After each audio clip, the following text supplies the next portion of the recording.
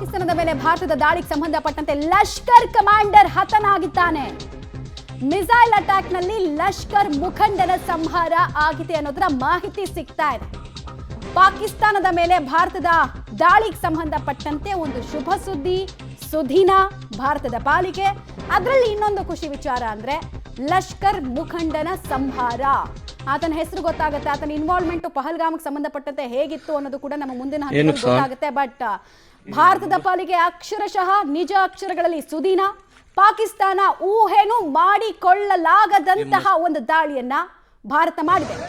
CCTV footages ಅಂತೆ, ಆಮೇಲೆ ಅಲ್ಲಿನ ಜನ ಮೊಬೈಲ್ ನಲ್ಲಿ ಸೆರೆ ಹಿಡಿದಿರುವಂತಹ ವಿಡಿಯೋಸ್ ಅಂತೆ, ಎಲ್ಲವೂ ಕೂಡ ಟ್ವಿಟರ್ ನಲ್ಲಿ ಈಗ ಫ್ಲೋ ಆಗ್ತಾ ಇದೆ. ನಿಮಗೆ ನಾವು ಮ್ಯಾಪ್ ಅನ್ನು ಕೂಡ ತೋರಿಸ್ತಾ ಇದ್ದೀವಿ, ಯಾವ್ಯಾವ ಭಾಗದಲ್ಲಿ ಆಗಿರುವಂತಹ ಅಟ್ಯಾಕ್ಸ್ ಅಂತ. ಆ ಮ್ಯಾಪ್ ನೋಡಿ ಬಂತು ಈಗ ಡೀಟೇಲ್ಸು. ಒಂದು ಮುಜಾಫರ್ಬಾದ್, ಇಲ್ಲಿ ಉಗ್ರರ ಅತಿ ದೊಡ್ಡ ನೆಲೆ ಇತ್ತು. 200 ಎಕರೆನಲ್ಲಿ ಉಗ್ರರ ಟ್ರೈನಿಂಗ್ ನಡೀತಾ ಇತ್ತಂತೆ. 200 ಎಕರೆ, ಇಮ್ಯಾಜಿನ್ ಯಾವ ಮಟ್ಟದಲ್ಲಿ ಉಗ್ರ ಪಿಪಾಸುಗಳಲ್ಲಿ ಇದ್ರು ಅಂತ. ನೆಕ್ಸ್ಟ್ ಬರೋಣ, ಕೊಟ್ಲಿ ಅನ್ನುವಂತಹ ಪ್ರದೇಶ, ಇದು ಕೂಡ ಭಾರತೀಯ ಸೇನೆಯ ಟಾರ್ಗೆಟ್ ಲಿಸ್ಟ್ ನಲ್ಲಿ ಇತ್ತು, ಹಿಟ್ ಲಿಸ್ಟ್ ನಲ್ಲಿ ಇತ್ತು. ಯಾಕಂದ್ರೆ ಇಲ್ಲಿನಿಂದಲೇ ನುಸುಳ್ತಾ ಇದ್ದಾರೆ ಉಗ್ರರು ಅಂತ. ಇನ್ನೊಂದು ಗುಲ್ಟರ್ ಅಂತ, ಗುಲ್ಟರ್ ಅನ್ನುವಂತಹ ಪ್ರದೇಶ, ಚಾಕ್ ಆರ್ಮೋ ಅನ್ನುವಂತಹ ಪ್ರದೇಶ, ಮರಿಡಿಕೆ ತುಂಬಾ ಕ್ರೂಷಿಯಲ್ ಆಗುತ್ತೆ. ಯಾಕೆಂದ್ರೆ ನಾನು ಆಗ್ಲೇ ನಿಮಗೆ ಹೇಳ್ತಾ ಇದ್ದೆ, 2008ರ ಮುಂಬೈ ದಾಳಿಯ ಉಗ್ರರು ಟ್ರೈನಿಂಗ್ ತಗೊಂಡು ಬಂದಿದ್ದು ಇಲ್ಲಿಂದಲೇ, ಇದೇ ಪ್ರದೇಶ ಮರಿಡಿಕೆ ಅಂತ ನಾವೇನ್ ಮ್ಯಾಪ್ ನಲ್ಲಿ ತೋರಿಸ್ತಾ ಇದೀವಿ, ಇಲ್ಲಿಂದಲೇ. ಆಮೇಲೆ ಹಫೀಜ್ ಸಯೀದ್ ಆಲ್ಮೋಸ್ಟ್ ಟೆಂಟ್ ಆಗ್ತಾ ಇದ್ದಿದ್ದು ಇಲ್ಲೇ. ನಾನು ಅಂದ್ಕೊಳ್ತಾ ಇದ್ದೀನಿ ಅವನು ಕೂಡ ಮುಗ್ದು ಹೋಗಿರ್ಲಿ ಈ ದಾಳಿನಲ್ಲಿ ಅಂತ, ಗೊತ್ತಿಲ್ಲ, ನೋಡೋಣ. ಬಿಕಾಸ್ ಅತಿ ಹೆಚ್ಚು ಇಲ್ಲೇ ಬಂದು ದ್ವೇಷ ಭಾಷಣಗಳನ್ನು ಮಾಡಿಕೊಂಡು ಟ್ರೈನಿಂಗ್ ಕೊಡ್ತಾ ಇದ್ದಿದ್ದು. ಇಲ್ಲೂ ಕೂಡ ಅಷ್ಟೇ, ಒಂದು 200-300 ಎಕರೆನಲ್ಲಿ ಜಾಗ ಇತ್ತು.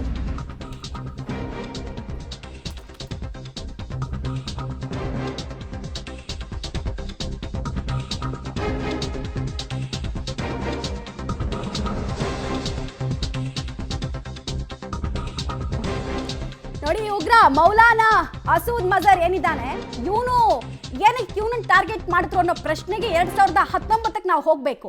2019ರ ಪುಲ್ವಾಮಾ ದಾಳಿಯ ಅತಿ ದೊಡ್ಡ ಹೊಣೆಗಾರಿಕೆಯನ್ನ ಇದೇ ಸಂಘಟನೆ, ಇವನದ್ದೇ ಸಂಘಟನೆ ಹೊತ್ಕೊಂಡಿತ್ತು, ಜೈಷ್ ಎ ಮೊಹಮ್ಮದ್, ಅದರ ಲೀಡರ್ ಅವನು.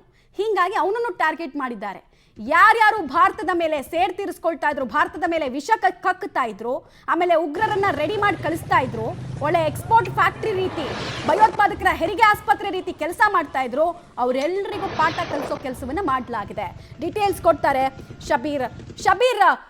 2019ರ ಪುಲ್ವಾಮಾ ಅಟ್ಯಾಕ್ ನಲ್ಲಿ ಜೈಷ್ ಎ ಮೊಹಮ್ಮದ್ ಪಾತ್ರ ಮತ್ತು ಉಗ್ರ ಮಸೂದ್ ಅಜರ್ನ ಪಾತ್ರ ಏನು ಅನ್ನೋದು ಜಗತ್ತಿಗೆ ಗೊತ್ತಿದೆ.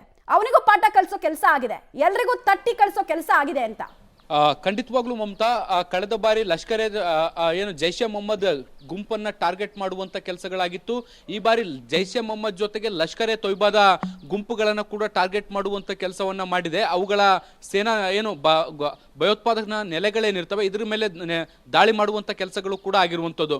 ಮುಖ್ಯವಾಗಿ ಜೈಷ್ ಎ ಮೊಹಮ್ಮದ್ನ ಪ್ರಮುಖ ಕಮಾಂಡರ್ ಒಬ್ಬ ಈ ಒಂದು ದಾಳಿಯಲ್ಲಿ ಹತನಾಗಿದ್ದಾನೆ ಅನ್ನುವುದಕ್ಕೆ ಸಂಬಂಧಪಟ್ಟಂತೆ ಈಗ ಮಾಹಿತಿಗಳು ಬರ್ತಾ ಇದ್ದಾವೆ. ಆತನ ಹೆಸರು ಏನನ್ನುವಂಥದ್ದು ಕೂಡ ಇನ್ನೇನು ಸ್ವಲ್ಪ ಹೊತ್ತಿನಲ್ಲೇ ಕೂಡ ಅದು ರಿವೀಲ್ ಆಗುವಂತ ಸಾಧ್ಯತೆಗಳಿದಾವೆ. ಸೊ ನಿರ್ದಿಷ್ಟವಾಗಿ ಭಯೋತ್ಪಾದಕರು ಅಲ್ಲಿ ಇದ್ದಾರೆ ಅನ್ನುವಂತ ಮಾಹಿತಿಯನ್ನ ತೆಗೆದುಕೊಂಡೇ ಈ ಒಂದು ದಾಳಿಯನ್ನು ನಡೆಸುವಂತ ಕೆಲಸಗಳು ಕೂಡ ಆಗಿರುವಂತದ್ದು. ಹೀಗಾಗಿ 70ಕ್ಕಿಂತ ಹೆಚ್ಚು ಭಯೋತ್ಪಾದಕರು ಅಲ್ಲಿಗ ಸಾವನ್ನಪ್ಪಿದ್ದಾರೆ ಅನ್ನುವಂತ ಮಾಹಿತಿಗಳು ಕೂಡ ಈಗ ಸದ್ಯಕ್ಕೆ ಸಿಗ್ತಾ ಇರುವಂತದ್ದು. 9 ಟಾರ್ಗೆಟ್ಗಳೇನಿದ್ವು ಇವು ಪ್ರತಿ ಹಂತದಲ್ಲೂ ಕೂಡ ಭಯೋತ್ಪಾದನೆಯನ್ನ ಪ್ರೇರೇಪಿಸುವಂತದ್ದು ಮತ್ತೆ ಭಾರತಕ್ಕೆ ಭಯೋತ್ಪಾದನೆಯನ್ನ ನುಸುಳಿಸುವಂತ ಕೆಲಸವನ್ನ ನಿರಂತರವಾಗಿ ಮಾಡುವಂತ ಕೆಲಸವನ್ನ ಕೂಡ ಮಾಡ್ತಾ ಇತ್ತು. ನೋಡಿ, ಮರಿಡಿಕೆ ಅನ್ನುವಂತ ಪ್ರದೇಶ ಏನಿದೆ ಇದು ಅಮೃತ್ಸರದ ಹತ್ತಿರದಲ್ಲೇ ಬರುವಂತಹ ಸ್ಥಳ ಆಗಿರುವಂತದ್ದು. ಇಲ್ಲಿಂದಲೇ ಏನು ಒಂದಿಷ್ಟು ಭಾರತಕ್ಕೆ ನುಸುಳುವಂತ ಕೆಲಸಗಳು ಕೂಡ ಆಗ್ತಾ ಇತ್ತು. ಇನ್ನು ಮುಜಾಫರ್ಬಾದ್ ಕೂಡ ಒಂದ್ ರೀತಿ ಭಯೋತ್ಪಾದಕರ ಕಂಟ್ರೋಲ್ ರೂಮ್ ಆಗಿತ್ತು. ಪಾಕಿಸ್ತಾನ ಸರ್ಕಾರ ಮತ್ತೆ ಭಯೋತ್ಪಾದಕರ ನಡುವೆ ಇಲ್ಲಿಂದಲೇ ಒಂದಿಷ್ಟು ಕಮ್ಯುನಿಕೇಶನ್ಗಳು ಕೂಡ ಆಗ್ತಾ ಇತ್ತು ಅನ್ನುವಂತ ಮಾಹಿತಿಗಳು ಕೂಡ ಇದಾವೆ. ಇದನ್ನು ಹೊರತುಪಡಿಸಿದಂತ ಉಳಿದ ಎಲ್ಲಾ ಸ್ಥಳಗಳೇನಿದಾವೆ ಅವು ಎಲ್ಲಾ ಸ್ಥಳಗಳಲ್ಲೂ ಕೂಡ ಭಯೋತ್ಪಾದಕರು ನಿರಂತರವಾಗಿ ಟ್ರೈನಿಂಗ್ ಅನ್ನ ಪಡೆದುಕೊಳ್ತಾ ಇದ್ರು. ಅವರು ಏನು ಅಭ್ಯಾಸವನ್ನ ಕೂಡ ಮಾಡ್ತಾ ಇದ್ರು.